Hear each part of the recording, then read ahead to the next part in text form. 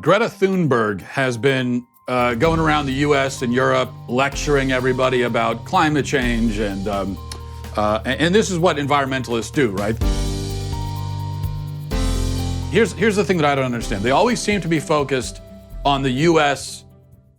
and Europe. Have you noticed that? That's where all of the focus seems to be. They train their ire and their contempt on us. And that's kind of strange, isn't it? Because, according to some theories, there are actually other countries in the world. According to my research, there is this place called Asia. Asia exists, okay? And Asia not only exists, but it in fact is by far the biggest problem when it comes to carbon emissions and pollution.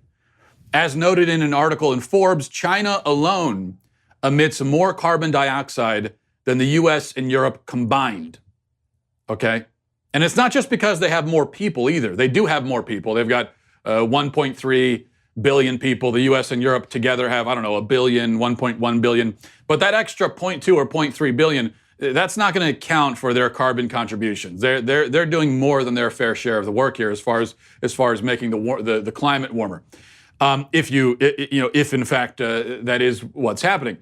I mean, the air pollution in China is so bad that their solar panels don't work because there's so much pollution. The light cannot penetrate through the pollution to get to the solar panels. That's how bad it is in China.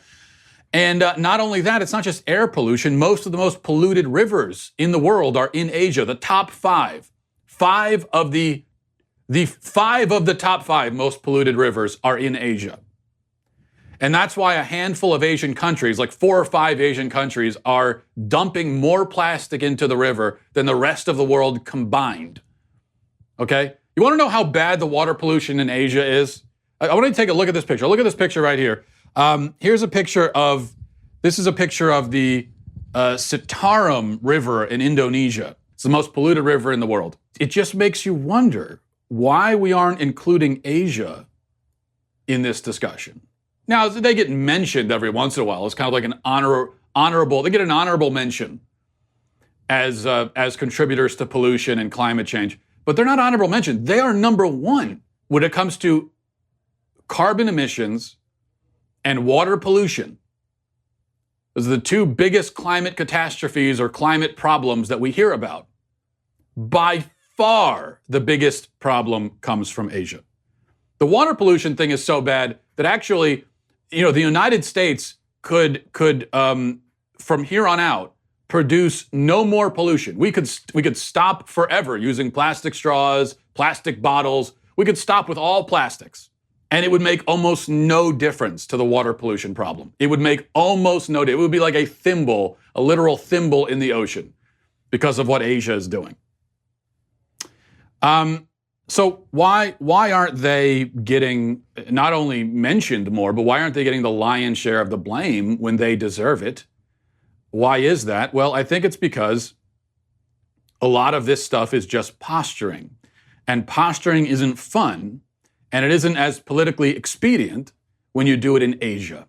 It really does call into question the basic sincerity of most of the climate alarmists, that they are training all of their fire on precisely the countries who are not only not contributing the most to it, but we're also the countries who are at least taking this seriously. With Asian countries, it doesn't seem like they care at all about this.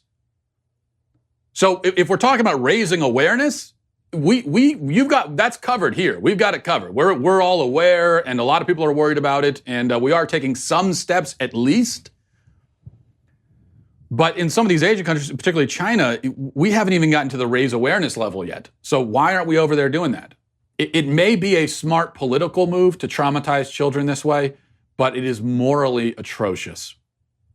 So yeah, go ahead and tell kids to recycle, tell them to pick up trash, to plant trees, all of that. That's all fine, that's worthwhile, that's good.